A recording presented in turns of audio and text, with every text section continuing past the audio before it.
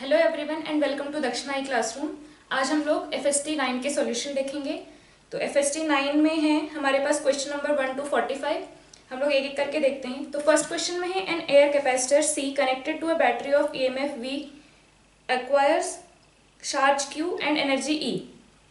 Then capacitor is disconnected from battery and a dielectric slab is inserted. तो हमें चार option है, उसमें से बताना है कौन कौन सा करेक्ट है। So first है V and Q decreases but C and E increases. V remains unchanged but Q E C increases. Q remains unchanged, C V E decreases. तो एक एक करके देखते हैं। तो हम लोगों को दिया है, हमारे पास है first question.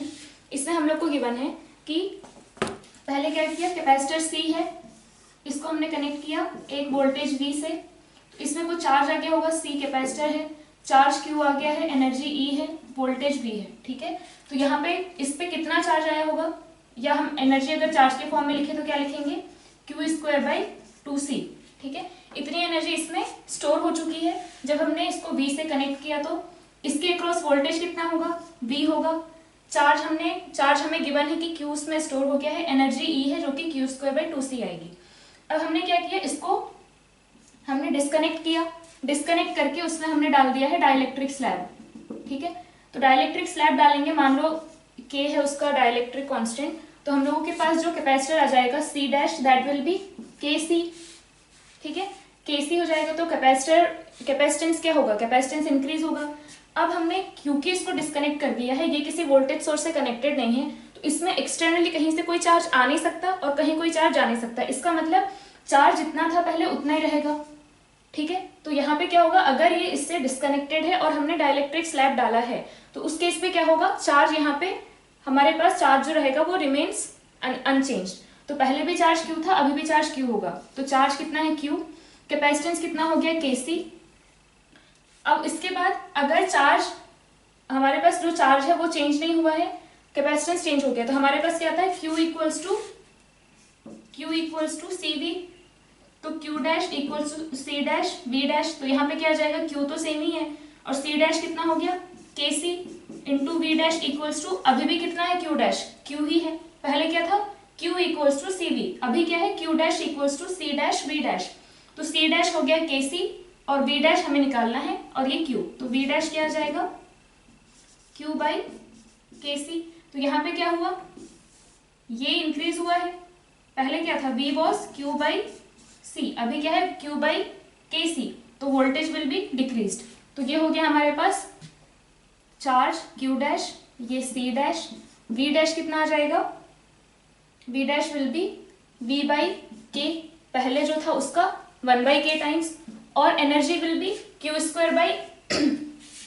Q² divided by, यहाँ पे हम डालेंगे 2KC, तो ये आ जाएगा 2KC।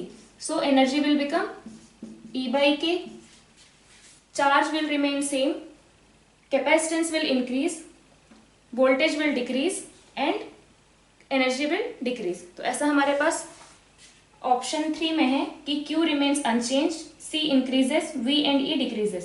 तो इसका आंसर आ जाएगा थर्ड ऑप्शन। इसके बाद है 2 आइडेंटिकल प्रिज्म है हमारे पास और उनको कुछ इस तरीके से रखा हुआ है। ये पहला प्रिज्म और ऐसे और एक प्रिज्म है, इन दोनों को हम लोगों ने, तो ये है 30 डिग्री, ये 60 डिग्री एंड ये 90 डिग्री।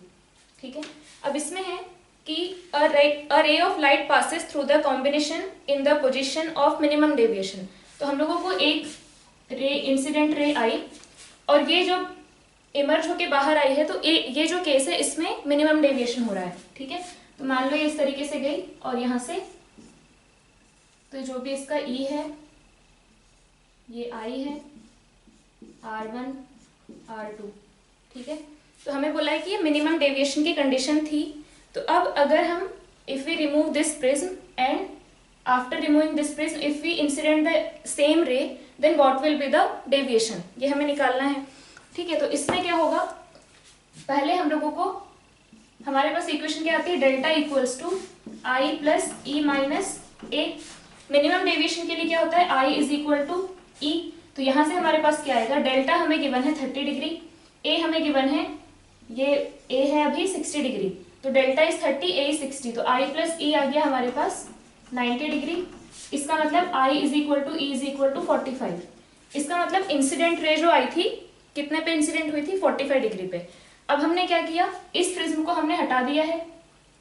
ऑल्सो ये जो डेल्टा की कंडीशन है वो डेल्टा मिनिमम की कंडीशन है, तो यहाँ से हमारे पास क्या आ जाएगा, हमारे पास आ जाएगा म्यू। कैसे, हमारे पास होता है delta mu is equal to sine of A plus delta M by two divided by sine A by two. तो sine of A plus delta M, A is 60, delta M is 30 divided by two, मतलब sine 45 divided by sine A by two. तो sine A is 60 and A by two is 30, तो ये आ गया हमारे पास 1/√2 and 1/2, तो ये म्यू आ जाएगा √2। तो हमारे पास म्यू है √2। और अब हमें ये बताना है कि ये प्रिज्म हमने निकाल दिया है and light is incident at angle 45, तो फिर कितने पे जो है डेविएशन आएगा। तो यहाँ पे क्या करेंगे, अब नया केस है हमारे पास कि सिर्फ प्रिज्म हमारे पास ये है एंड रे कितने पे आई है, 45 डिग्री। ठीक है, तो यहाँ पे हम लगा देंगे रिफ्रैक्शन का फॉर्मूला, तो क्या आ जाएगा साइन 45, ठीक है, sine 45 is equal to √2 times sine R1। तो यहाँ से साइन R1 क्या आ गया, ये है 1/√2, तो R1 is equal to 30 degree. अब हमारे पास इक्वेशन होती है R1 plus R2 is equal to A, तो R2 क्या आ जाएगा, अब इस केस में A क्या है, A इज 30 डिग्री, तो R1 is 30 degree, A is 30 degree, R2 is 0 degree, R2 0, इसका मतलब E इज 0, इसका मतलब लाइट ऐसे आई, यहां से ऐसे गई और फिर ऐसे ही निकल गई, तो जो भी डेल्टा आएगा वो सिर्फ क्या है, ये एंगल। तो ये है 45 और ये 45 एंड ये है 30 डिग्री, ये R1 है जो कि 30 डिग्री, तो ये कितना आ जाएगा angle, this total is 45 and this is 30, तो ये एंगल कितना बचा, 15 डिग्री, और वही क्या है, एंगल ऑफ डेविएशन। तो हमारे पास जो नया एंगल ऑफ डेविएशन आ जाएगा वो होगा इक्वल्स टू 15 डिग्री, और इक्वल्स टू 15 डिग्री हमें गिवन है ऑप्शन 1 में, तो इसका आंसर होगा ऑप्शन 1। इसके बाद a battery is connected between 2 points A and B,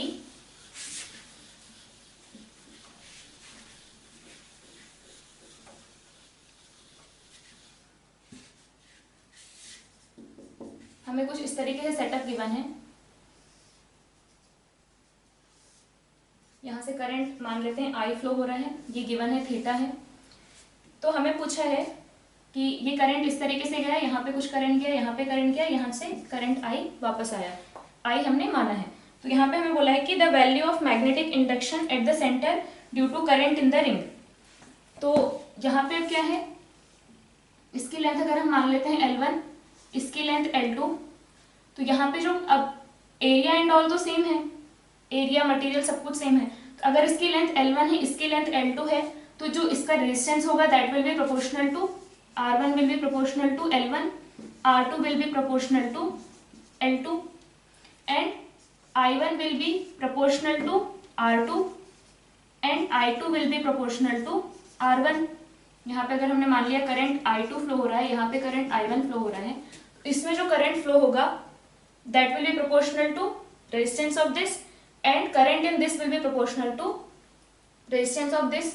अब R1 is proportional to L1, ठीक है, R1 is proportional to L1, so I2 is proportional to L1 and I1 is proportional to L2, I2 is proportional to R1, R1 is proportional to L1, तो ये आ जाएगा, ठीक है, and I1 is proportional to R2 and R2 is proportional to L2, तो ये आ जाएगा, ठीक है। अब यहाँ पे क्या है, हम लोग जब इस पर्टिकुलर पार्ट की वजह से यहाँ पे जो मैग्नेटिक फील्ड लिखेंगे तो क्या आ जाएगा, इसको हमने मान लिया B1, इसको B2, तो पहली चीज तो B2 की वजह से क्या आएगा, B2 की वजह से it will be outside, B1 की वजह से इनसाइड, ठीक है, तो B1 B2 क्या आ जाएगा, μ0 I2 theta divided by 4 pi R, और ये होगा outside, B1 will be mu naught I1 2 pi minus theta, ये क्या है 2 pi minus theta divided by 4 pi r। ठीक है, तो यहां से हम लोग क्या लिखेंगे, अगर मैं इसमें करंट निकालने की बात करूं I2, तो हम I2 क्या लिख सकते हैं, I1 is equal to resistance of this that is R2 by R1 plus R2 into I, and I2 will be R1 by R1 plus R2 into I। Now यहाँ पे R1 को हम लोग क्या लिख सकते हैं, R1 will be something KL1 and R2 will be KL2। तो यहाँ से हम क्या लिख सकते हैं, और R1 प्लस R2 तो क्या आ गया, ये सारी चीज सब में क्या है, दोनों में क्या है, कांस्टेंट है। तो हम लोग यहाँ पे I1 क्या लिख सकते हैं, I1 is equal to KL2 and I2 is equal to KL1। ठीक है, तो यहाँ से हमारे पास आ जाएगा mu naught, also theta is equal to, यहाँ पे थीटा क्या लिख सकते हैं हम लोग, आर्क बाई रेडियस, तो L1 by sorry theta will be L2 by R and 2 pi minus theta will be L1 by R। ठीक है, तो यहां से क्या आया, mu naught I2 is KL1, theta is L2 by 4 pi R और एक R, और यहां से क्या आया, mu naught I1 is KL2, 2 pi minus theta is L1 by R। तो यहां से हमें क्या मिल रहा है कि magnitude because of this as well as this are same, इसकी वजह से जो मैग्नीट्यूड आया of magnetic field in at this point and magnitude of magnetic field due to this part at this point, both are same but direction क्या है, opposite. इसकी वजह से है आउटसाइड, इसकी वजह से इनसाइड, तो बेसिकली दोनों ऐड होकर के क्या मिल जाएंगे, ये है आउटसाइड और ये है इनसाइड, तो दोनों ऐड होकर के क्या मिल जाएंगे हमें, जीरो। तो यहाँ पे क्या आएगा, magnetic field at this point will be zero. ठीक है, तो ये है अपना ऑप्शन 4 में, and that is independent of theta, किसी भी थीटा के लिए यहाँ पे जो फाइनली जो एक्सप्रेशन आ रहा है that is independent of theta, तो किसी भी थीटा के लिए हमें magnetic field at this point will be zero. इसके बाद है question number 4, the Young's double slit experiment is perform with blue light and green light, और हमें दोनों की वेवलेंथ गिवन है।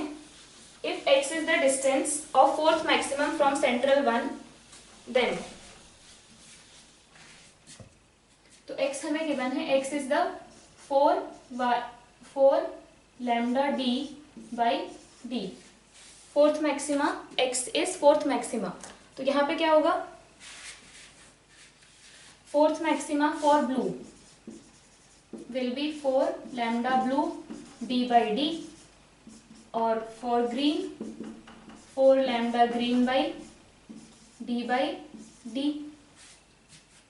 तो यहाँ पे क्या है, lambda of blue is 4360, lambda of green is 5460, तो this will be greater, this will be less then this, क्योंकि लैम्डा बी क्या गिवन है 4360 और ग्रीन का क्या है 5460, तो this will be greater than this, x of blue is less then x of green. ये है ऑप्शन 3।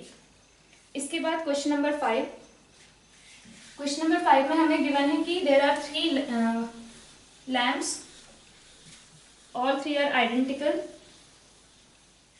अब इसमें से सेटअप में से अगर एक फ्यूज हो जाता है देन बाकी के 2 पे क्या इफेक्ट पड़ेगा। तो हमारे पास कुछ सेटअप इस तरीके से है, यहाँ पे है L1, L2 एंड L3।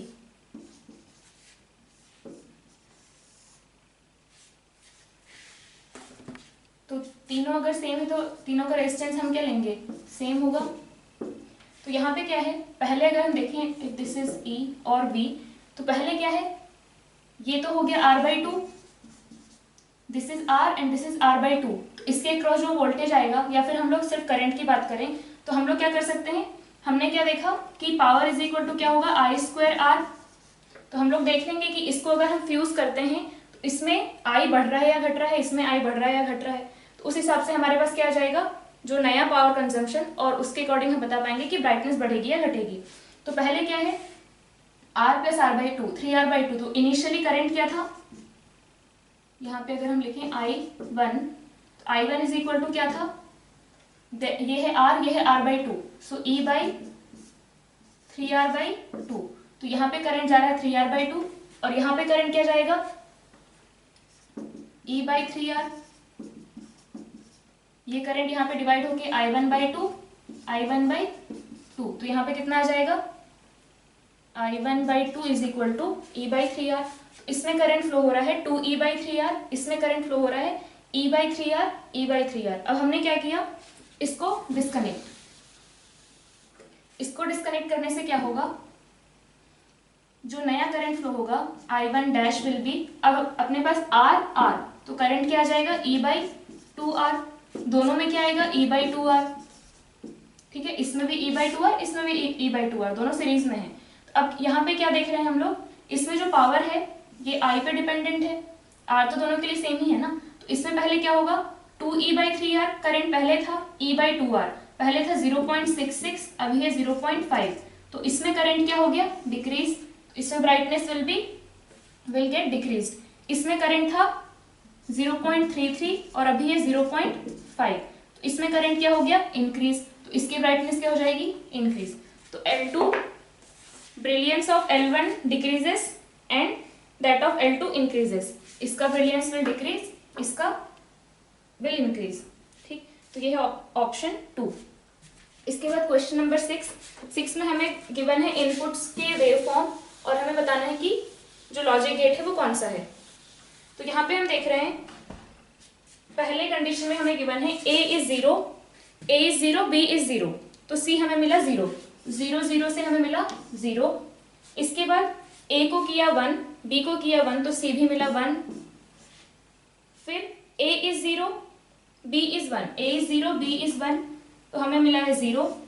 इसके बाद A इज 1, B इज 0, और हमें मिला है 0। अगेन 1 1 1, तो यहाँ से हमें क्या दिख रहा है, 0 0 0 1 1 1 0 1 0 1 0 0, तो ये किसका है, ऐसा हमें मिलता है एंड गेट में, ठीक। तो ये हमारा आ जाएगा एंड गेट, ऑप्शन 2। इसके बाद a small rod of bismuth is suspended freely between the poles of a strong electromagnet, it is found to arrange itself at right angle to the magnetic field. तो इससे हमें क्या पता चलता है, अगर राइट एंगल पे खुद को अरेंज कर लिया, इसका मतलब it is a diamagnetic material, ठीक है। तो bismuth is diamagnetic. Question number 8, the dependence of binding energy per nucleon Bn on the mass number. तो इसका तो ग्राफ हमें याद है कि कुछ ऐसा आता है, जहां पे ये पॉइंट क्या होता है, मैक्सिमम वाला पॉइंट होता है Fe, A is equal to 56।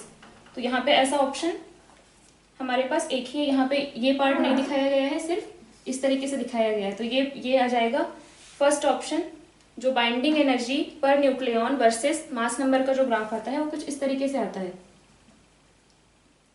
एक सर्टेन पॉइंट तक इंक्रीज होता है फिर डिक्रीज होता है। तो ऐसा हमारे पास एक ही ऑप्शन में है, फर्स्ट ऑप्शन, तो वो हमारा आंसर होगा। इसके बाद है क्वेश्चन नंबर 9। क्वेश्चन नंबर 9 में है 5 charges each equal to Q hexagon पे प्लेस्ड हैं, और हमें निकालना है कि सेंटर पे इलेक्ट्रिक इंटेंसिटी क्या होगी। यहाँ पे Q Q Q,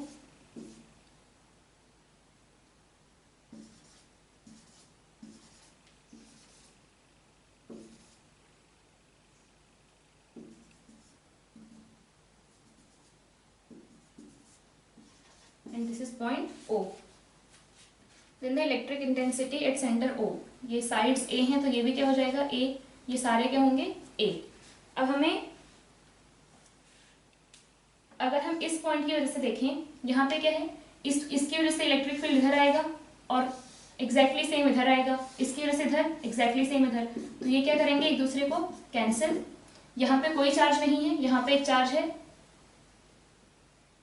ओके, हमारे पास पॉजिटिव चार्ज है, हाँ, तो इसकी वजह से इधर आएगा, इसकी वजह से इधर आएगा, इस चार्ज की वजह से इस साइड आएगा, इस चार्ज की वजह से इस साइड आएगा, और इस चार्ज की वजह से इस साइड आएगा और there is no charge to cancel its effect, so net electric field इस पे ये सब गायब हो जाएंगे, सिर्फ ये आएगा इन द डायरेक्शन ऑफ, हमें ये वर्टिसेस गिवन है ओ एफ, ये है A B C D E and F.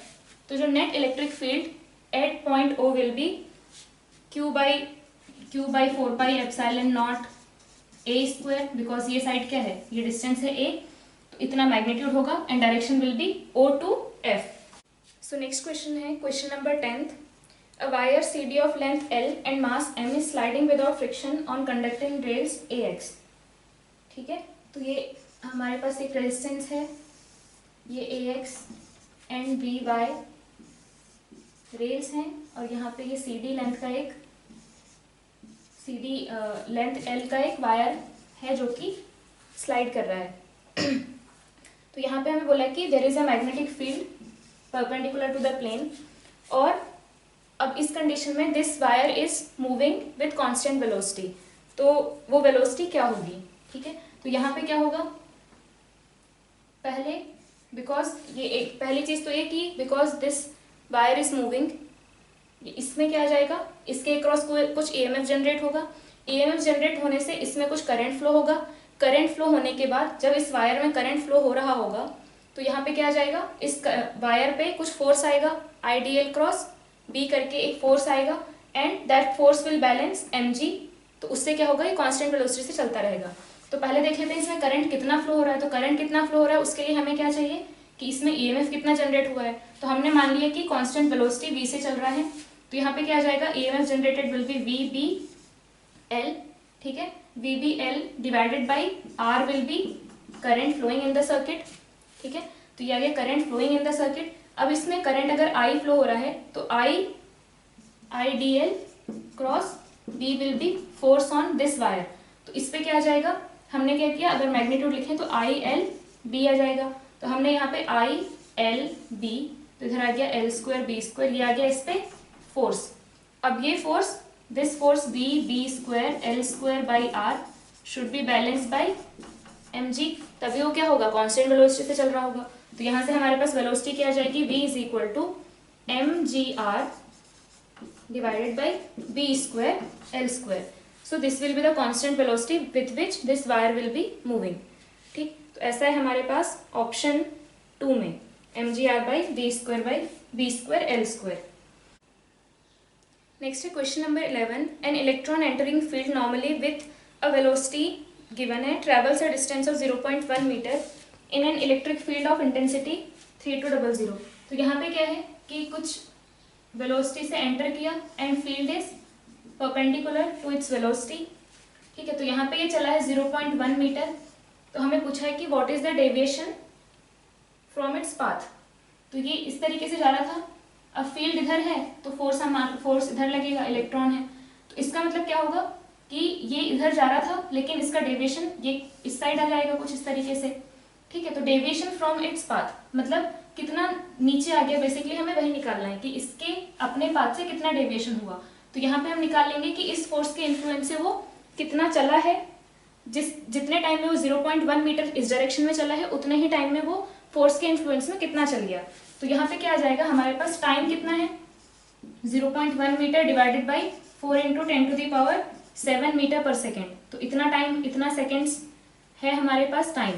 ठीक, और इसकी वजह से एक्सेलरेशन क्या आ जाएगा, field is 3200 into charge 1.6 into 10⁻⁻19 divided by mass 9.1 into 10⁻31, यह हो गया हमारे पास एक्सेलरेशन।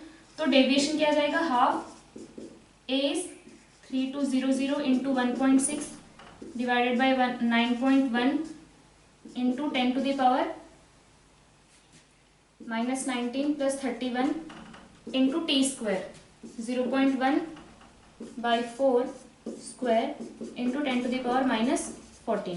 तो ये हमारे पास कुछ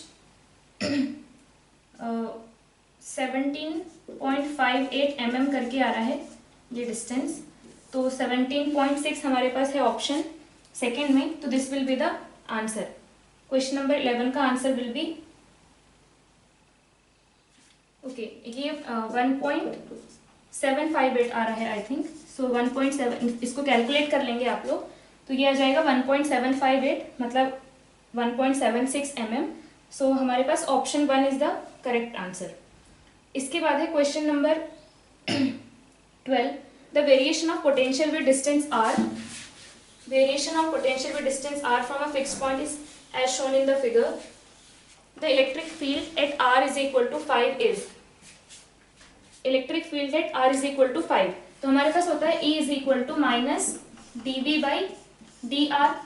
अब अगर हमें यहाँ पे V और R में ग्राफ गिवन है तो हम लोग यहाँ से इसका स्लोप निकाल सकते हैं, और स्लोप तो यहाँ पे क्या दिखा रहा है, हमें कांस्टेंट दिखा रहा है। तो हम लोग R इज इक्वल टू 4 लें, 5 लें, 6 लें, किसी भी पॉइंट पे, या 2, 3, 8 कुछ भी ले लें, हमारे पास जो फील्ड आएगा दैट विल रिमेन सेम। तो dV बाई dr क्या आ रहा है हमारे पास, अगर हम 4 और 6 पॉइंट देखें तो ये कहाँ से कहाँ चेंज हुआ है, 100 to 95। तो 100 माइनस 95 डिवाइडेड बाई 4 माइनस 6, और यहाँ पे आ जाएगा माइनस, तो हमारे पास आ गया -5 डिवाइडेड बाई -2, -5 डिवाइडेड बाई -2, तो ये आ जाएगा plus 2.5 volt per metre. Electric field will be 2.5 volt per metre. तो इसका ऑप्शन हमारे पास है क्वेश्चन नंबर 12 का answer first 2.5 volt per metre. ठीक है, इसके बाद है question number 13, an EMF of 15 volt is applied in a circuit containing 5 Henry inductance and 10 ohm resistance. Question number 13, 15 volt है,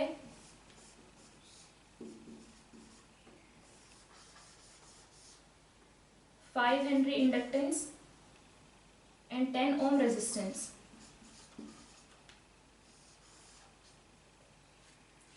The ratio of the current at t is equal to infinity and t is equal to 1 second.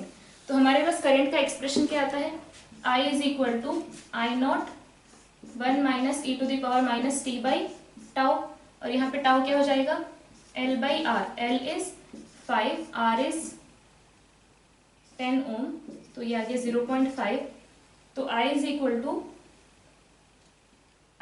To हमें निकालना है t is equal to infinity पे, तो t is equal to infinity पे क्या हो जाएगा, दिस विल बी 0, तो ये बन जाएगा I naught, and t is equal to 1 पे I at t is equal to 1 will be I naught 1 minus e to the power minus 1 by 0.5, यहाँ I नॉट, तो ये क्या आ जाएगा हमारे पास 1 divided by 1 minus e to the power minus 2, तो इसको हम लिख सकते हैं 1 बाई 1 स्क्वायर, तो ये बन जाएगा e स्क्वायर माइनस 1, और ऊपर आ जाएगा e स्क्वायर। तो ये हमारे पास ऑप्शन 2 में। नेक्स्ट है हमारे पास क्वेश्चन नंबर 14, इसमें बोला है कि capacity of an isolated conducting sphere is increased n times when it is enclosed by an earth concentric conducting sphere.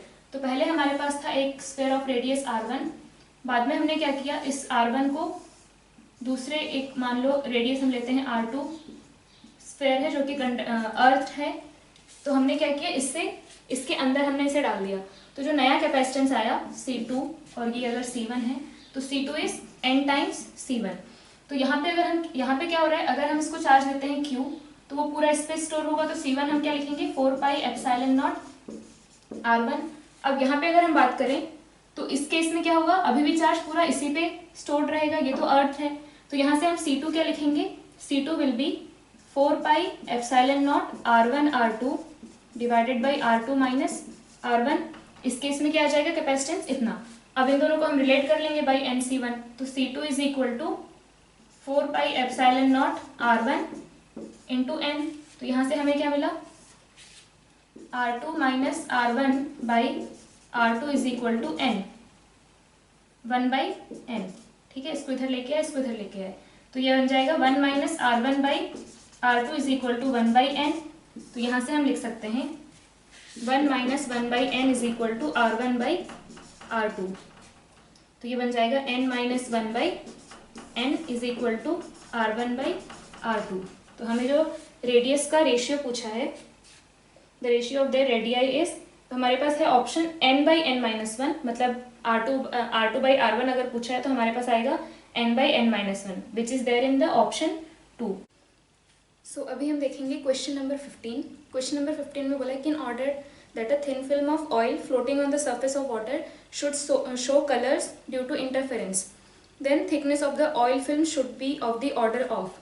तो यहाँ पे हमने देखा है कि जब हम लोग थिन फिल्म इंटरफेरेंस की बात करते हैं तो जो थिकनेस है that should be comparable to the जो वेवलेंथ ऑफ द लाइट है। तो यहाँ पे 1 सेंटीमीटर 1 mm ये तो बिल्कुल नहीं होगा, 100 एंगस्ट्रॉम भी नहीं होगा, क्योंकि हमारा जो लाइट होती है वो 3000 और 7000 के आसपास होती है। तो हम लोगों को जो इसकी थिकनेस की बात कर रहे हैं वो कुछ 10,000 एंगस्ट्रॉम के बराबर होनी चाहिए। ठीक है, तो इसमें हमारा ऑप्शन आ जाएगा सेकेंड।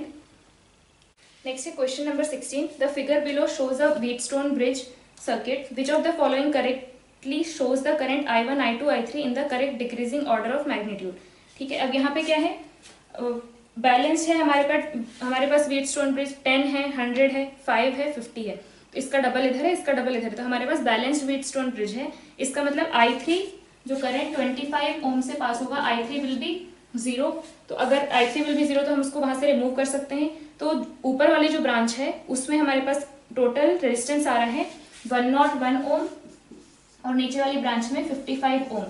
तो सीधी सी बात है, अगर 101 ओम है तो I1 will be less then I2। इसमें करंट ज्यादा जा रहा होगा, I2 will be greater than I1 greater than I3। तो सबसे ज्यादा होगा I2, उससे छोटा I1 और सबसे कम I3। तो I2, I1, I3 ऐसा है हमारे पास ऑप्शन 3 में। Third will be the correct answer. Next है क्वेश्चन नंबर 17।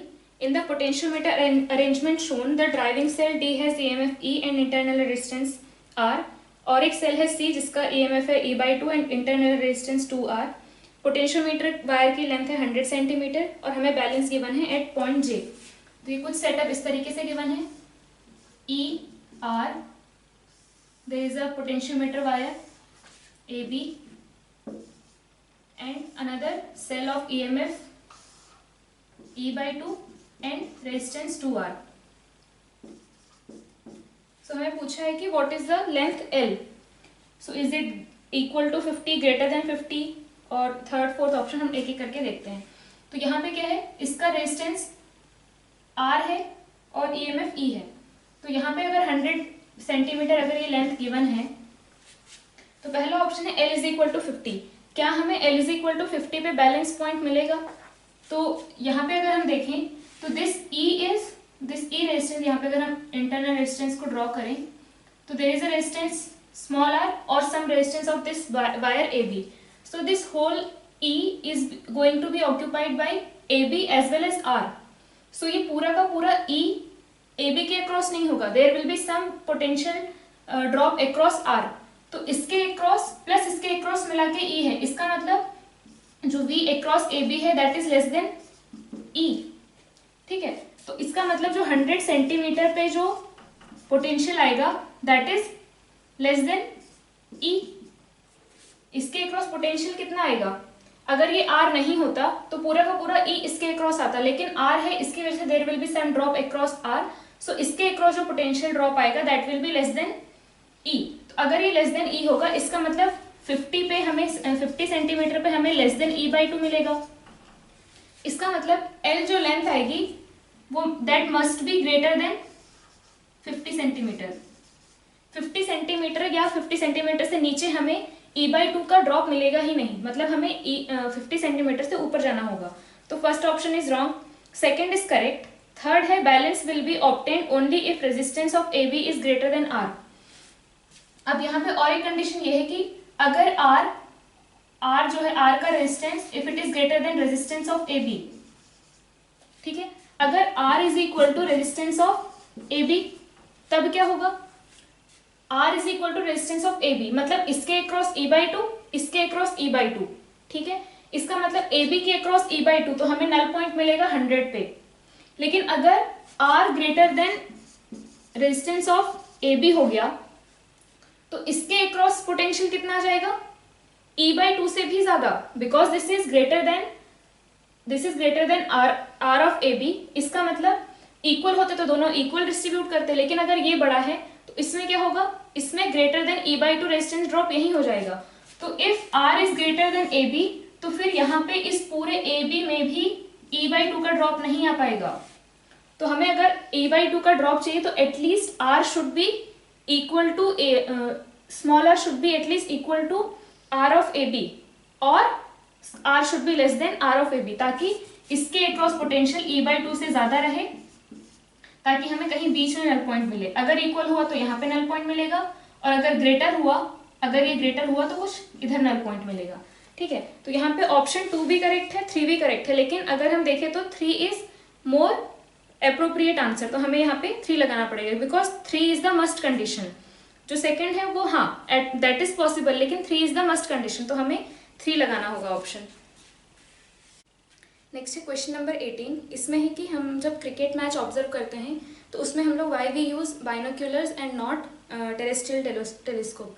तो टेलीस्कोप में क्या होता है, हमें 2D दिखाई देता है, और बाइनोक्यूलर्स की हेल्प से हमें 3D दिखाई देता है।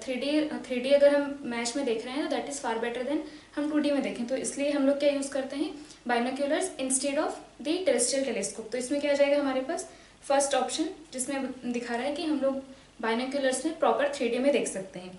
इसके बाद क्वेश्चन नंबर 19 है। 19 में हमें बोला है कि Fraunhofer lines in the solar spectrum correspond to radiation. तो इसमें जो फ्रॉनहोफर लाइंस जो होती हैं वो बेसिकली ये है कि हमारे पास जो सन की जो इनसाइड वाले सरफेस है, जो सबसे अंदर वाला जो स्फीयर होता है उसमें, तो उसका टेम्परेचर कुछ हमारे पास 16 मिलियन केल्विन के बराबर होता है, और जो आउटर सरफेस का होता है वो होता है हमारे पास 6000 केल्विन के आसपास। और इसमें यह है कि अंदर से जो रेडिएशन निकलती हैं उस 14,000 मिलियन केल्विन वाले पार्ट से जो रेडिएशन निकलती हैं, और वो रेडिएशन कुछ जो होती हैं हम लोग के सन के आउटर जो एटमॉस्फेयर है उसमें एब्जॉर्ब हो जाती हैं। तो जब भी हम सन का स्पेक्ट्रम देखते हैं तो उसमें हमें कुछ डार्क लाइन्स दिखाई देती हैं, and those dark lines are called Fraunhofer lines. तो those are the basically lines emerge because of line absorb कहाँ पे, सन के आउटर एटमॉस्फेयर में। और एमिट कहाँ से होती है, एमिट होती हैं सन के इनसाइड वाले पार्ट से, और एब्जॉर्ब होती हैं आउटर वाले स्फेयर में। तो उसकी वजह से जो डार्क लाइंस हम लोग को सोलर स्पेक्ट्रम में दिखाई देती है, those are the Fraunhofer lines. तो इसमें आ जाएगा first option, emitted by the radiation emitted by the inner part of the sun but absorb by the outer part of the atmosphere या ऑफ एटमॉस्फेयर ऑफ सन। तो उसकी वजह से जो डार्कनेस आती है दैट इज फ्रॉनहोफर लाइंस। ठीक है, क्वेश्चन नंबर 24। इसमें हमारे पास 2 स्टेटमेंट हैं एंड हमें बताने हैं करेक्ट है या नहीं। तो polarized light can be used to study helical surface of nucleic acid. तो actually this statement is correct, but इसका एक्सप्लेनेशन हमारे सिलेबस में नहीं है। तो क्या होता है कि nucleic acid are optically active medium, and हम पोलराइज्ड लाइट यूज़ कर सकते हैं। उसकी हेल्प से हमें पता चलता है कि जो न्यूक्लिक एसिड हैं दे हैव हेलिकल सर्फेसेज। ठीक है, तो ये ए ऑप्शन, ए जो स्टेटमेंट है इज करेक्ट। बी है optic axis is a direction and not any particular line in the crystal. तो किसी क्रिस्टल में जो ऑप्टिक एक्सिस है कोई डिफाइंड लाइन नहीं है, ये एक लाइन है, मतलब ये एक डायरेक्शन है जिसके अलॉन्ग अगर लाइट जा रही है तो it won't experience any double refraction. तो उस जो लाइट है अगर उस डायरेक्शन में जाती है तो it won't experience any double refraction, तो उसको हम बोलते हैं ऑप्टिक एक्सिस। तो ये हमारे पास दोनों ए एंड बी करेक्ट हैं। इसके बाद है क्वेश्चन नंबर 23। क्वेश्चन नंबर 23 में है कॉम्पटन इफेक्ट। तो कॉम्पटन इफेक्ट हम लोग जो है एक्सरेज में बात करते हैं।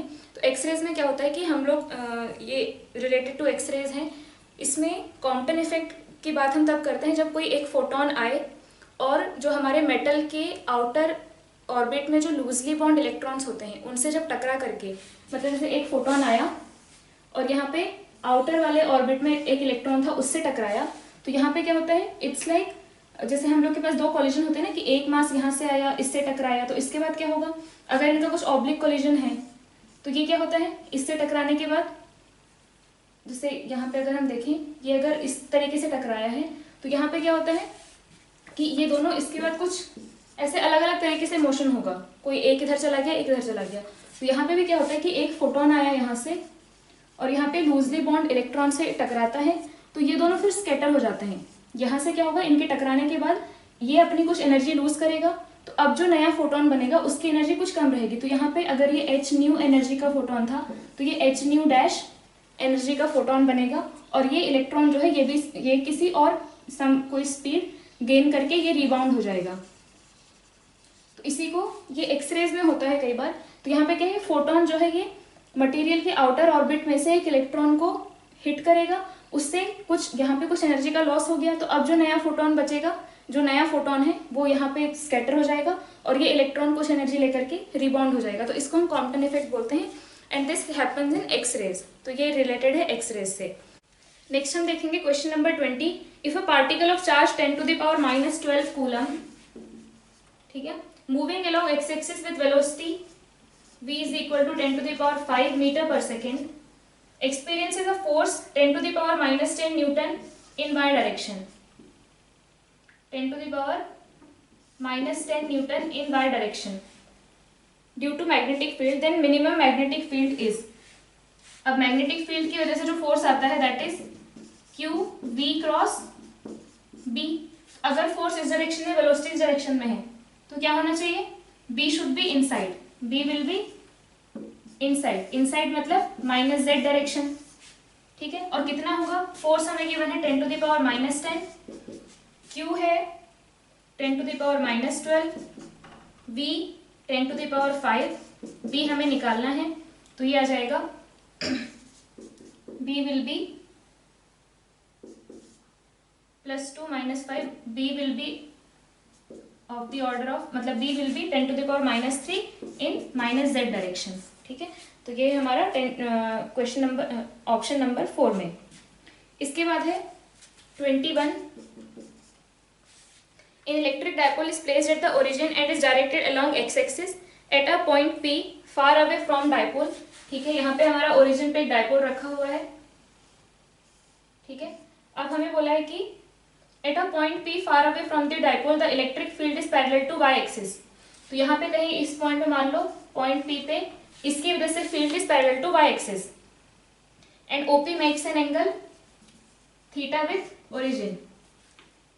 देन तो यहाँ पे क्या होगा, हम लोग जब फील्ड निकालते हैं तो इसके हम क्या करते हैं, इस डाइपोल, इलेक्ट्रिक डाइपोल के कंपोनेंट लेते हैं। तो एक आएगा इस साइड और एक आएगा इस साइड, और दोनों रेजिस्टेंस मिला, दोनों रिजल्टेंट बना करके हमें इस डायरेक्शन में देंगे। तो हमें ये गिवन है कि रिजल्टेंट जो आ रहा है वो y डायरेक्शन में आ रहा है। तो अब यहाँ पे क्या होता है, ये थीटा है तो ये हमारा आता था, ये अल्फा आता था, और हम लिखते थे tan theta is equal to, sorry tan alpha is equal to half of tan theta. अब यहां से हम ये एक चीज देख सकते हैं कि इफ दिस इज थीटा,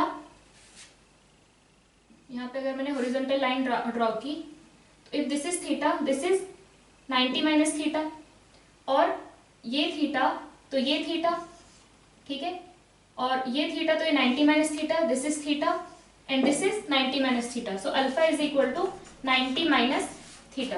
तो यहां से हम क्या लिख सकते हैं, tan 90 minus theta is cot theta is equal to half tan theta. तो यहां से आया 2 is equal to tan square theta and tan theta is equal to √2। तो ये है हमारा सेकेंड ऑप्शन में tan theta is equal to √2। इसके बाद an electric motor has back EMF 100 volt and armature current 90 amperes. The armature is making 2.5 revolution per second, the power developed is. तो यहाँ पे हम लोग सिंपली क्या करेंगे, back EMF and armature current को मल्टीप्लाई करेंगे, that is the power developed. So 22 में आ जाएगा back EMF is 100 volt and armature current is 90 amperes. तो हमारे पास आ जाएगा 99900 watt. This will be the power. Next है क्वेश्चन नंबर 25। 25 में हमें एक सर्किट गिवन है जिसमें बोला है कि इफ G शोज 0 डिफ्लेक्शन, तो हमें बताना है कि रेजिस्टेंस R की वैल्यू क्या होगी। If G is showing 0 deflection, it means there is no current in the second branch. हमारे पास circuit is something like this, this is 500 volts R,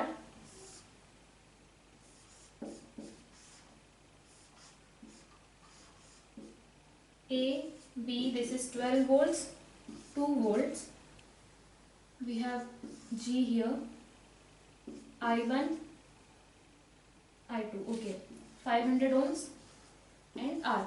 So it is given that there is no deflection in G. If there is no deflection in G, it means the current flowing in this circuit is this part is 0.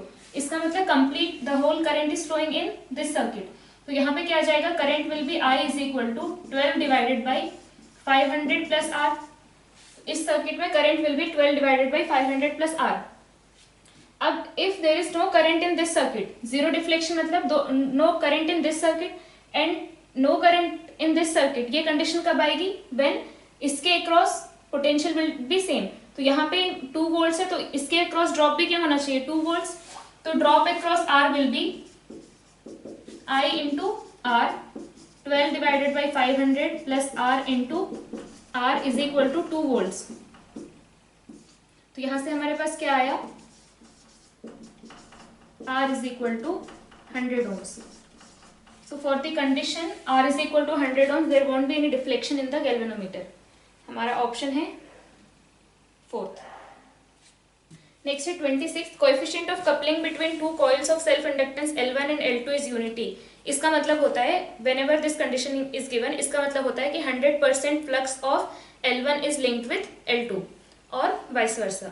सो यहाँ पे आ जाएगा option 2. So next हम देखेंगे question number 27. इसमें बोला है कि 1 metre high mirror है जो कि वॉल पे है और एक मैन है जो he stands 2 metre away from the mirror. तो ये हमने मान लिया कि 1 मीटर का मिरर है और ग्राउंड से किसी हाइट पे है और मान लेते हैं यहाँ पे जो है आदमी की आंख है and he is standing 2 metre away from the mirror. और एक वॉल है जो कि 4 metre away from the mirror. तो ये बचा हुआ 2 मीटर हो जाएगा. तो हमें बताना है what is the height of the portion of opposite wall in the room that can be seen by the man in the mirror without changing the position of his head. तो इसको इस wall का कितना portion दिखाई देगा. ठीक है, तो यहाँ पे क्या करेंगे, इसके पास जो लाइट आ रही है वो एक इस पॉइंट से आ रही होगी, मतलब एक्सट्रीम पॉइंट से अगर हम देखें, और इस एक्सट्रीम पॉइंट से आ रही होगी. तो अगर हम देखेंगे कि ये लाइट कहाँ से आनी शुरू हुई तो इसको हम एक्सटेंड करेंगे. तो ये पॉइंट मिल गया हमें. ठीक है, और इसको अगर हम एक्सटेंड करेंगे तो ये कुछ यहाँ पे आ रहा है. ठीक है, तो ये एंगल अल्फा, तो ये भी अल्फा, ये एंगल बीटा, तो ये भी बीटा. तो अब यहाँ से तो हमें दिख रहा है कि ये जो पोर्शन है दिस पोर्शन इज 1 मीटर. हमें ये निकालना है, मान लेते हैं y, एंड ये निकालना है, मान लेते हैं z. ठीक है, अब यहाँ पे मैंने क्या किया, मान लो ये टोटल तो 1 है तो मैंने मान लिया कि दिस इज x. तो ये क्या बच जाएगा, 1 माइनस एक्स. ठीक है, तो यहाँ से हमारे पास क्या आएगा, हम z कैसे निकाल सकते हैं, यहाँ से लिख सकते हैं tan alpha is equal to X by 2 metre and is equal to z by ये. तो इस ट्रायंगल में क्या आ जाएगा, इस ट्रायंगल में अगर देखेंगे तो हमारे पास आया tan alpha is equal to x divided by tan alpha is equal to x divided by 2 metre और इस ट्रायंगल में z डिवाइडेड बाई 4 मीटर, तो यहाँ से z हमारे पास आ गया 2x.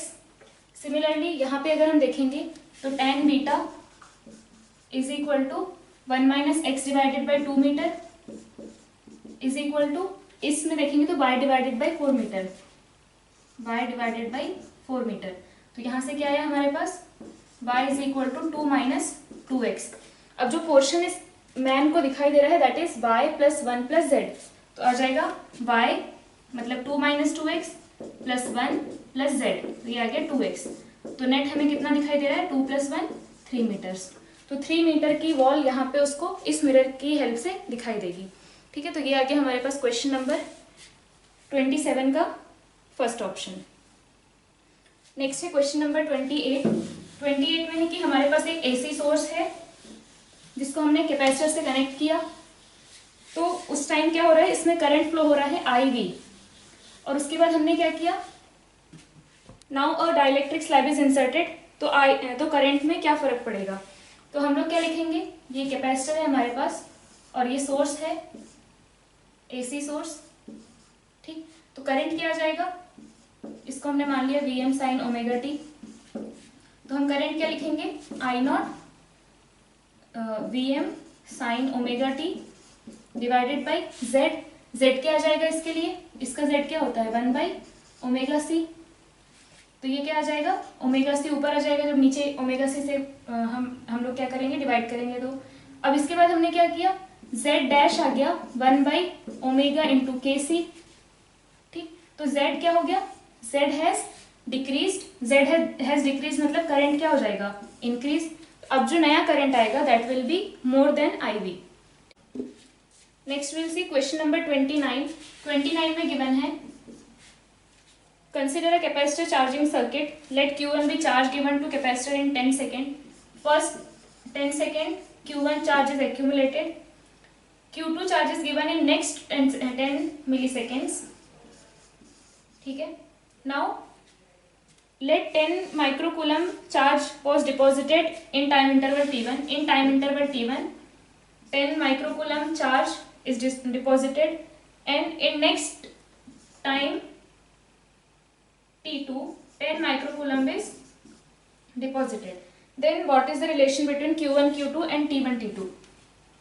तो यहाँ पे क्या होता है, हम लोग जब चार्ज उस पर स्टोर होने की बात करते हैं तो इनिशियली बहुत स्पीड से चार्ज स्टोर होता है और धीरे धीरे क्या होता जाता है, रेट कम होता जाता है। तो इसका मतलब अगर हम फर्स्ट 10 मिलीसेकेंड में Q1 चार्ज देख रहे हैं कि डिपॉजिट हुआ एंड नेक्स्ट 10 मिलीसेकेंड में Q2, obviously Q1 will be greater than Q2, क्योंकि initially the rate of storing charge will be very high और धीरे धीरे क्या होता है, बहुत कम चार्ज डिपॉजिट होता है और एक टाइम के बाद फिर चार्ज डिपॉजिट होना बंद हो जाता है, क्योंकि एक लिमिट के बाद फिर और चार्ज वहाँ पे स्टोर नहीं होगा। वैसे ही क्या होगा, पहले 10 माइक्रोकूलम चार्ज को स्टोर होने में कम टाइम लगेगा। अभी क्या है, चार्ज इक्वल है, तो पहले इनिशियली अगर हम 10 माइक्रोकूलम चार्ज स्टोर होने की बात कर रहे हैं और कुछ देर बाद हम 10 माइक्रोकूलम चार्ज स्टोर होने की बात कर रहे हैं, तो initially time required will be less. So यहाँ पे क्या जाएगा, चार्ज सेम स्टोर होना है बट ये टाइम शुरू का है और ये टाइम बाद का है, तो T1 will be less than T2। Initially come time में ही उतना चार्ज डेवलप हो जाएगा जितना हम बाद की कंडीशन में अगर देखें तो उतना ही चार्ज डेवलप होने के लिए we need more time. So Q1 is greater than Q2 and T1 is less than T2। तो ये हमारा आ जाएगा Q1 greater than Q2, T1 less than T2, option 2. Next है question number 31. To understand photoelectric effect, a graph is plotted between two factors, which is a straight line. The two factors are, पहला है intensity of radiation and photoelectric current. ये सीधा सा हमारे पास answer है, क्योंकि हम लोग photoelectric effect में क्या देखते हैं, intensity of radiation and photoelectric effect are photoelectric current are directly proportional.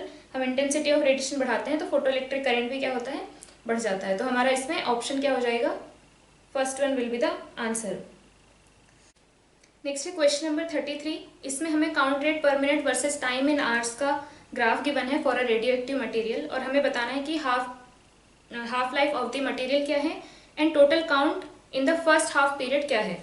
तो यहाँ पे हम देख रहे हैं कि इनिशियली हम लोग को जो count rate per minute given है वो 100 है और at t equals to 3 hours हम देख रहे हैं कि ये 50 हो गया। तो हमारे पास directly half life of the material क्या मिलेगा, 3 आवर्स, जो कि हमें गिवन है ऑप्शन 2 एंड 3 में। तो 1 और 4 तो ऐसे ही कैंसिल हो गए। नाउ हमें बताना है the total number in the first half value period is. तो फर्स्ट हाफ वैल्यू पीरियड मतलब कि जैसे हम लोग के पास अगर ग्राफ इस तरीके से गिवन है,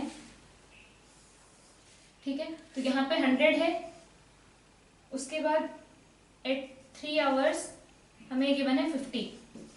ठीक, तो the half life of the material तो हमें पता चल गया 3 है and the total count in the first half value period. तो total count in first half value period ये क्या है, count per minute, count rate per minute, और ये है आवर्स, टाइम इन आवर्स। तो यहाँ पे हमें बताना है कि the total count in first half value period. तो यहाँ पे क्या होगा, अलग अलग टाइम पे हमें अलग अलग काउंट रेट मिलेगा। तो हमें अगर टोटल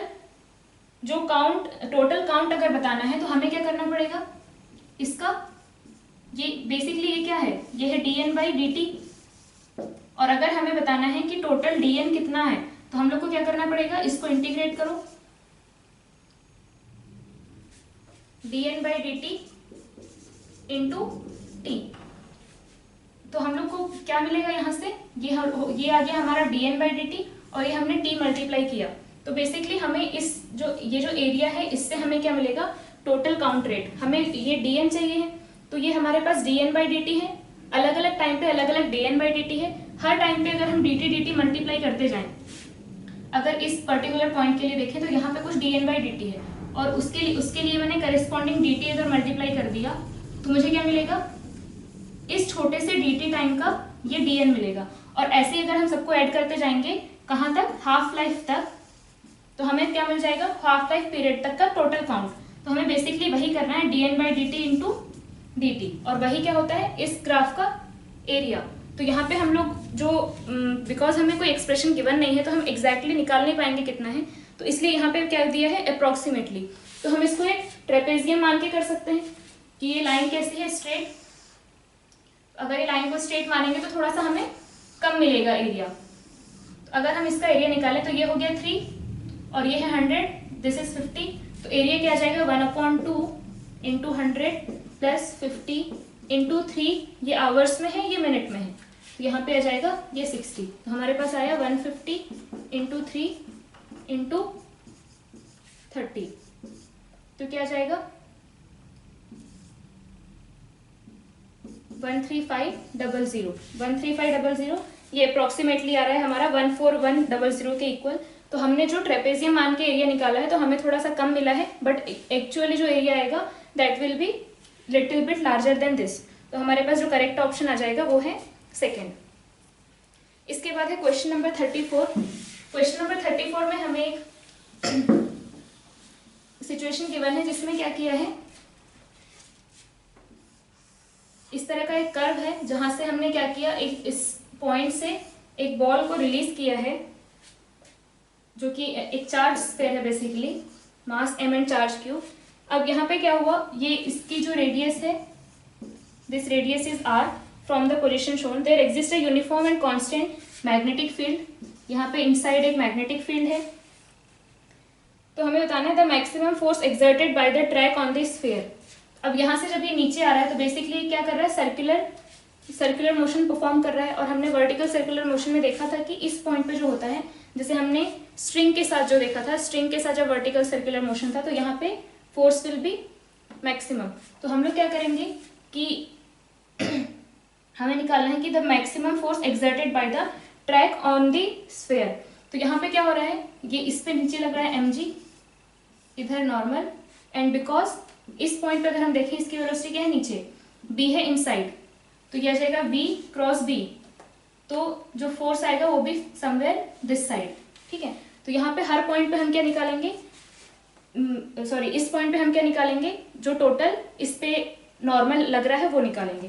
तो यहाँ से हमारे पास क्या है, अगर इस पॉइंट से स्टार्ट हुआ तो उसके पास थी एनर्जी mgr इक्वल्स टू, यहाँ जब आया तो हाफ m v² हो गई। तो बेसिकली इसकी वेलोसिटी क्या आ जाएगी नीचे, √2gr, ठीक है। यहाँ पे वेलोसिटी आ गई √2gr।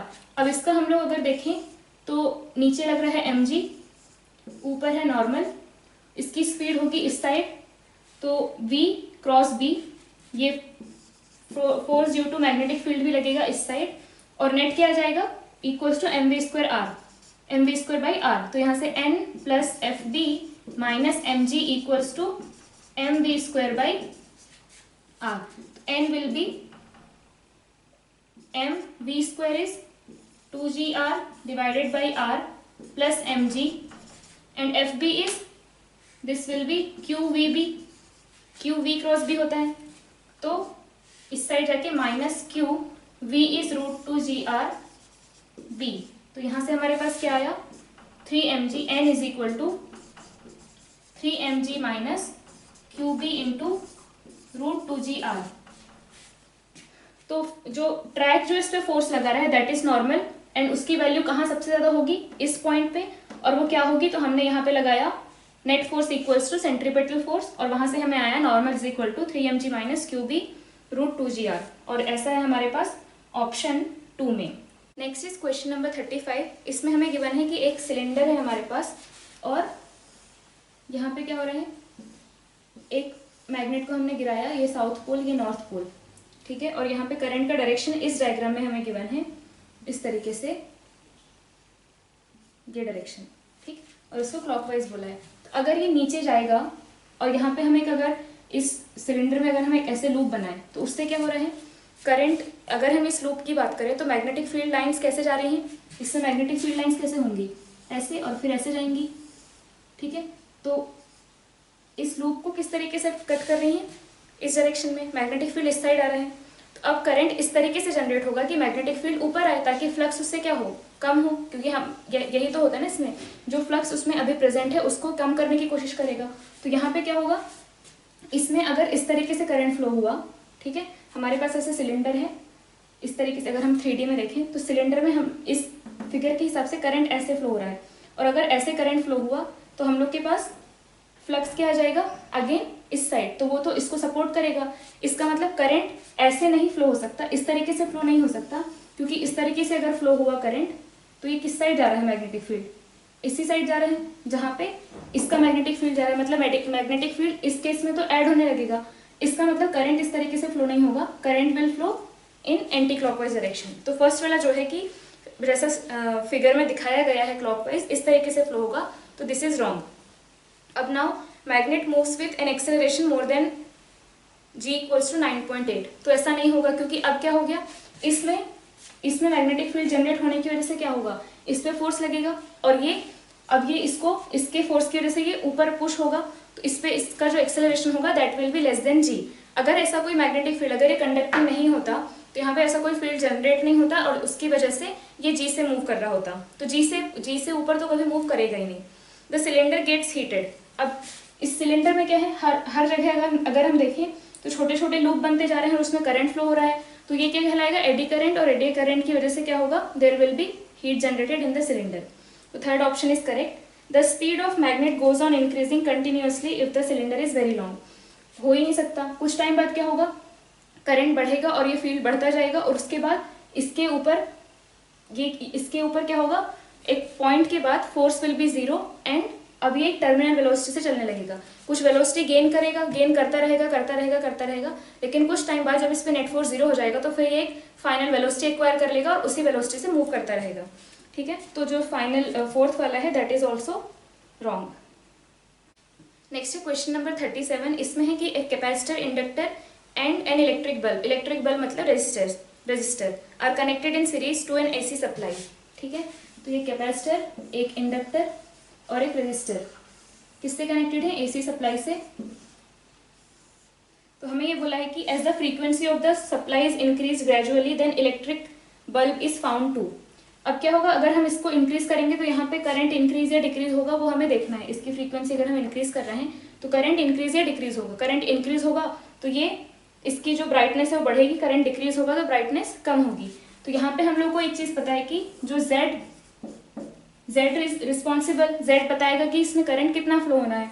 तो यहाँ पे Z वर्सेस ओमेगा, अगर ओमेगा को हम 0 से इन्फाइनाइट तक वेरी करते हैं तो ये ग्राफ कुछ ऐसा आता है, ये होता है ओमेगा R रेजोनेंस फ्रीक्वेंसी, जिसपे ओमेगा R पे क्या होता है, Z इज इक्वल टू 0, ठीक है, सॉरी ओमेगा R पे Z is equal to R, omega R पे ये इन दोनों का रेजिस्टेंस मिला करके या इन दोनों का जो रिएक्टेंस है वो मिला करके 0 आएगा, and Z will be equal to R, mod of Z is equal to R। तो यहाँ पे क्या होगा, जब mod of Z is equal to R, ये वो कंडीशन है। तो यहाँ पे अगर हम जैसे जैसे ओमेगा को बढ़ा रहे हैं तो पहले क्या हो रहा है, Z कम हो रहा है, मतलब करंट इंक्रीज होगा, तो यहाँ इस पार्ट में करंट इंक्रीज होगा, और फिर जो इससे और आगे जाएंगे तो Z इंक्रीज होगा तो करंट डिक्रीज होगा। तो यहाँ पे क्या है, increases reaches a maximum value and then decreases. पहले क्या होगा, करंट इंक्रीज होगा मतलब ब्राइटनेस इंक्रीज होगी, फिर एक मैक्सिमम वैल्यू जब Z मिनिमम तो I मैक्सिमम, उसके बाद फिर जब Z बढ़ने लगा तो फिर अगेन I विल डिक्रीज, तो जो ब्राइटनेस है वो भी डिक्रीज होगी। तो इसमें आ जाएगा ऑप्शन 3। इसके बाद है क्वेश्चन नंबर 38 में हमें गिवन है कि हमारे पास 2 बार मैग्नेट्स हैं, उसको हम लोगों ने इस तरीके से प्लेस किया है, यहाँ पे है north south and this is south north, और हम लोग को बोला है कि इसके जो यहाँ पे जो बाइसेक्टर आएगा उस पे, यहाँ पे जो बाइसेक्टर है उस पे D डिस्टेंस पे तो अगर हम इसको ऐसे ड्रॉ करें तो यहाँ पे d डिस्टेंस पे what will be the magnitude of magnetic field. तो ये इसका हमें पता है कि एक बार मैग्नेट की वजह से क्या होता है, अगर हमने इस तरीके से रखा, ठीक है, तो इसके यहाँ पे इस पोजीशन पे क्या आता है, इस तरीके से आता है। अगर ये नॉर्थ है और ये साउथ है तो इस तरीके से आता है। कितना मैग्नीट्यूड आता है, mu naught by 4 pi into 2m/d³। ठीक, अब यहाँ पे क्या आएगा, अगर हम इसकी वजह से देखें यहाँ पे इस पोजीशन पे, अगर हम इसकी वजह से इस बार मैग्नेट की वजह से देखें तो क्या आएगा, इस पॉइंट पे यहाँ पे इसके ऑपोजिट मतलब इस साइड, और इसकी वजह से इस साइड, इसका मतलब एक कुछ नीचे आ रहा है, दूसरा उसके परपेंडिकुलर आ रहा है। और बिकॉज दोनों का हमें ये सेम गिवन है, this is same, this is same, तो क्या आ जाएगा, इधर एक वेक्टर b और इधर एक वेक्टर b, तो नेट क्या आ जाएगा हमारे पास b√2। ठीक, और b√2 तो यहाँ पे क्या आ जाएगा, ये था b और हमने उससे मल्टीप्लाई किया b√2, तो जो नेट मैग्नेटिक फील्ड आएगा इस d पॉइंट पे वो आ जाएगा mu not 2m√2/4 pi d³। ये है हमारा ऑप्शन 3 में। इसके बाद question number 39, even in absolutely clear water a diver can not see very clearly. ठीक है, तो इसमें क्या है, जब हम वाटर की बात करते हैं, वाटर में जब हम जाएंगे तो हमारे आईज जो हैं वो, अगर हम एयर में हैं तो हमारे आईज जो हैं वो यहाँ पे अभी एयर के रिफ्रैक्टिव इंडेक्स, मतलब एयर इज द मटेरियल, तो उसमें अभी जिस आईज का इंटरेक्शन एयर से है तो उस टाइम हम लोग जो हमारी जो इमेज बन रही है प्रॉपर वो रेटिना पे बन पा रही है, फोकस हो पा रही है। लेकिन जब हम जाएंगे वाटर में तो अब हमारे पास सराउंडिंग मीडियम इज डिफरेंट। जब सराउंडिंग मीडियम इज डिफरेंट तो फोकल लेंथ चेंज हो जाएगी, क्योंकि focal length depends on surrounding medium. कहाँ पे फोकस होना है इमेज वो डिपेंड करता है, रिफ्रैक्शन के केस में वो डिपेंड करता है किस पे, सराउंडिंग मीडियम पे। तो जब हम वाटर में जाते हैं तो focal length of eye lens in water gets changed, और जो इमेज है वो प्रॉपरली रेटिना पे फोकस नहीं हो पाती जैसी एयर में रहने पे हो पाती है। तो इसलिए हम जब वाटर में जाते हैं तो we can not see clearly, क्योंकि क्या हुआ बेसिकली, हमारे आई के पास का सराउंडिंग मीडियम चेंज हो गया, उसकी वजह से जो फोकस है, जो इमेज है वो प्रॉपरली रेटिना पे फोकस नहीं हो पाती है, इसलिए हम क्लियरली नहीं देख पाते। तो इसमें आ जाएगा 4th ऑप्शन। इसके बाद है क्वेश्चन नंबर 40। इसमें है कि एक कैंडिडेट ने क्या किया, ये है एमीटर और ये रेजिस्टेंस और यहाँ पे वोल्टमीटर कनेक्ट किया है। ठीक है, इसमें पूछा है कि अगर this reads 4 amperes, ammeter reads 4 amperes and this reads 20 volts, तो आर की वैल्यू क्या होगी। तो यहाँ पे इसका कुछ रेजिस्टेंस होगा और इसका कुछ रेजिस्टेंस होगा। अगर इसका कोई रेजिस्टेंस नहीं होता और यहाँ पे 20 वोल्ट आ रहा है, मतलब R = 5 हो जाता। ठीक है, 4 × 5 20। लेकिन इसका कुछ अगर रेजिस्टेंस है और जो कि एक्चुअल में होता है, तो इसका कुछ रेजिस्टेंस होने की वजह से क्या होगा, अभी 20 वोल्ट इसमें प्लस इसमें डिस्ट्रीब्यूट हो गया, तो हमारे पास अगर सिर्फ R होता और ये नहीं होता तो R = 5 होने से हमें यहाँ 20 मिल जाता। बट अब क्या होगा, इसकी वजह से ये R को कितना होना पड़ेगा, थोड़ा सा कम, क्योंकि ये कुछ वोल्टेज इसमें भी डिस्ट्रीब्यूट हो गया, तो R will be something less than 5। And ये दोनों मिलकर के फिर क्या करेंगे, R प्लस स्मॉल r मिलकर के बनाएंगे 5। ठीक, और फिर टोटल हमारे पास टोटल रेजिस्टेंस आएगा 5 × 4 = 20। सो R will be something less than 5। तो इसमें आ जाएगा 3rd ऑप्शन। इसके बाद है क्वेश्चन नंबर 41 में है कि एन एक्सरे ट्यूब, ठीक है, ऑपरेटेड एट पोटेंशियल डिफरेंस, जो कि हमें गिवन है, हमें गिवन नहीं है। अब हमें चाहिए कि X rays of wavelength not less than 0.2 nanometre, lambda = 0.2 nanometre से कम की हमें एक्सरे नहीं चाहिए। इसका मतलब अगर लैम्डा मिनिमम दिया है, इसका मतलब हमारे पास क्या है, इतनी मैक्सिमम इतनी एनर्जी वाली हमें एक्सरे चाहिए। Then the potential difference in kilovolts is, तो यहाँ पे क्या वेवलेंथ आनी है, hc/λ = हम क्या लिखते हैं, जो भी हमने पोटेंशियल डिफरेंस लगाया है, दैट इज ये हो गई जो एक्सरे हमें चाहिए उसकी एनर्जी, और ये हो गया जो हमने पोटेंशियल डिफरेंस लगाया उसकी वजह से एनर्जी। ठीक है, तो इससे क्या आ जाएगा हमारे पास, V = hc/λ × E। हमें h पता है, c पता है, लैम्डा पता है, E पता है। लैम्डा इज गिवन, E है 1.6 × 10⁻⁹ तो इससे हमारे पास इसका आंसर आ जाएगा 6.2। नेक्स्ट हम देखेंगे क्वेश्चन नंबर 42। इसमें ये है कि at every instant ratio of magnitude of electric field to the magnetic field in an electromagnetic wave is. तो इलेक्ट्रोमैग्नेटिक वेव में हम लोग E बाई बी क्या लिखते हैं, E by B is equal to C, and this C is the speed of electromagnetic wave. अब electromagnetic wave में radio waves, gamma ray, speed of light, सारे के सारे क्या आएंगे इलेक्ट्रोमैग्नेटिक वेव्स में। तो ये this C is speed of gamma ray, speed of radio wave, speed of light. तो इसमें तीनों ऑप्शन करेक्ट हैं, तो हमारा जो आंसर आएगा दैट इज 4th। इसके बाद है question number 43। In a transistor emitter has least concentration of impurity, collector has least concentration of impurity, base has least concentration of impurity. तो इसमें तो हमें पता है कि बेस में क्या होता है, लीस्ट कंसेंट्रेशन ऑफ इम्प्योरिटी। इसके बाद है क्वेश्चन नंबर 44। इसमें है कि दो प्रोटॉन को हमने अगर 10 नैनोमीटर के डिस्टेंस पे रखा तो न्यूक्लियर फोर्स और इलेक्ट्रोस्टैटिक फोर्स में से कौन बड़ा होगा, क्या वो बराबर होंगे, बड़े होंगे, कौन छोटा होगा। तो यहाँ पे हम क्या बात करते हैं कि न्यूक्लियर फोर्स जो है वो शॉर्ट रेंज फोर्स होता है, वो वहीं तक वैलिड, उसका जो इफेक्ट है वो कितना होता है, न्यूक्लियस की जो रेडियस होती है उसी डिस्टेंस तक वैलिड होता है, और न्यूक्लियस की हम रेडियस मानते हैं पिकोमीटर के टर्म्स में, बट ये है नैनोमीटर के टर्म्स में, दैट टू 10 नैनोमीटर। तो यहाँ पे जो आ जाएगा हमारे पास न्यूक्लियर फोर्स का इफेक्ट कम हो जाएगा एंड इलेक्ट्रोस्टैटिक फोर्स का इफेक्ट बढ़ जाएगा। तो हम लोगों को मिलेगा F electrostatic is greater then F nuclear. ठीक है, इसके बाद है क्वेश्चन नंबर 45। क्वेश्चन नंबर 45 में हमें गिवन है कि एक डिप निडल है जो वाइब्रेट कर रही है वर्टिकल प्लेन में perpendicular to the magnetic meridian. The time period of vibration is 2 second. अब सेम निडल है vibrate in horizontal plane and time period is again 2 second. तो हम लोग टाइम पीरियड क्या लिखते हैं, 2 pi under root I divided by M B V, और horizontal वाले केस में 2 pi under root I divided by M B H. अब हम लोग को इसमें क्या गिवन है कि ये भी 2 सेकेंड आ रहा है, ये भी 2 सेकेंड आ रहा है। ठीक है, दोनों 2 सेकेंड अगर आ रहे हैं इसका मतलब B V is equal to B H, और tan theta is equal to क्या आता है, tan theta is equal to B V divided by B H. अगर दोनों सेम है मतलब 1, मतलब theta is equal to 45 degree. तो इसमें हमारे पास आ जाएगा answer 3rd, theta is equal to 45 degree. So this is the solution of FST 9 and you can refer the solution from here. Thank you.